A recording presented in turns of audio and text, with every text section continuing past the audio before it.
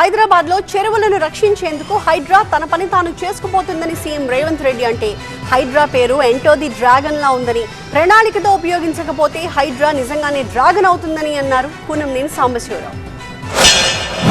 ఒత్తిడి వచ్చినా మిత్రులకు ఫామ్ హౌజులు ఉన్నా ఏవీ వదలకుండా హైడ్రా అనే ఒక సంస్థను ఏర్పాటు చేసి ఈ చెరువులను చెరబట్టిన వాళ్ళ నుంచి విముక్తి కలిగించాలన్న ఏకైక లక్ష్యంతోనే ఈరోజు చెరువులను ఆక్రమించుకున్న వాళ్ళను ఎవరిని వదలకుండా ఉక్కు పాదంతో అణిచివేయాలన్న ఆలోచన, అందులో నిర్మాణాలను ఏ ఒత్తిడి వచ్చినా వెనక్కి తక్కకుండా తొలగించాలన్న ఆలోచనతోనే ఈరోజు ఈ చెరువులలో ఉన్న అక్రమ కట్టడాలను కూలగొడుతున్నాము.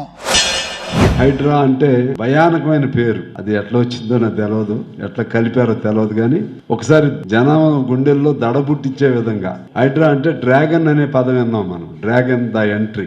డ్రాగన్ అంటే ఏంటి?